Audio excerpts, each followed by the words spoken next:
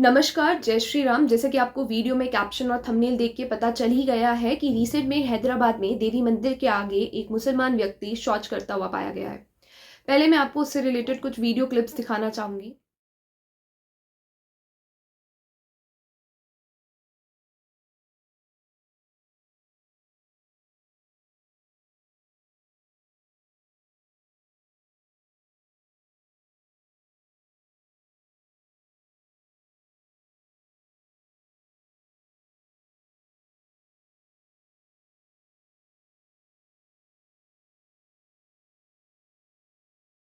इन videos और clips में देखा कि इस इंसान को इस घटना के बाद वहां पे इकट्ठे लोगों ने घेर लिया और इसके साथ मार पिटाई भी की, लेकिन उसके बाद इसको पुलिस ने हिरासत में ले लिया है। फिलहाल में पुलिस का कहना यह है कि इस बात पर जांच चल रही है कि ये मेंटली स्टेबल है या नहीं, या फिर इसने ये काम शराब पीकर तो नहीं किया है।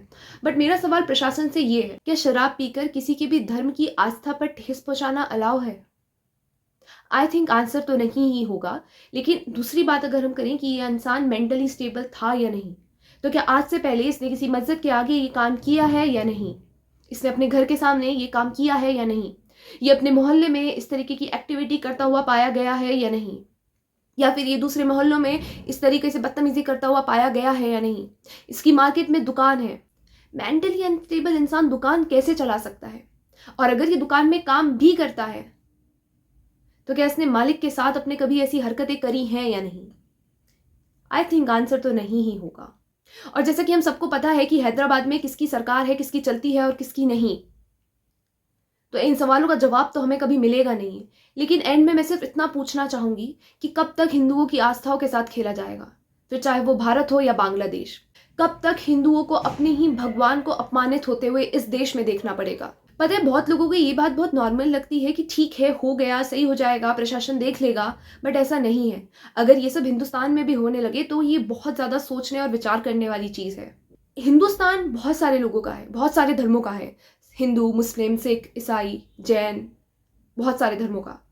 लेकिन हिंदुओं का सिर्फ हिंदुस्तान है। पाकिस्तान में क्या हुआ है हिंदुओं के साथ हम सबको पता है। बांग्लादेश में क्या हो रहा है हिंदुओं के साथ ये सबको पता है। ऑल आइज ऑन रफा का स्टेटस तो हम बहुत जल्दी लगा देते हैं, बट क्या हम में से किसी ने भी ऑल आइज ऑन बांग्लादेश का स्टेटस कभी लगाया है? हमने एक दीपू चंद्र दास का केस तो बहुत जोरों शोरों से कवर किया, लेकिन उसके बाद जो 4 और हिंदू भाइयों ने अपनी वहां पे जान गंवा दी बस इसलिए या तो उनकी मेन मार्केट में दुकान थी या फिर वो एक मुसलमानों से भरी हुई फैक्ट्री में एक एज अ हिंदू वर्कर काम कर रहा था, वो केस हमारी किसी सोशल मीडिया ने कवर नहीं करा। कब तक चुप बैठोगे हिंदुओं? कब तक चुप बैठोगे? कब अपने धर्म के लिए आवाज उठाना सीखोगे? हम में से ज्यादातर लोगों को ये न्यूज के बारे में अभी तक पता ही नहीं चला है।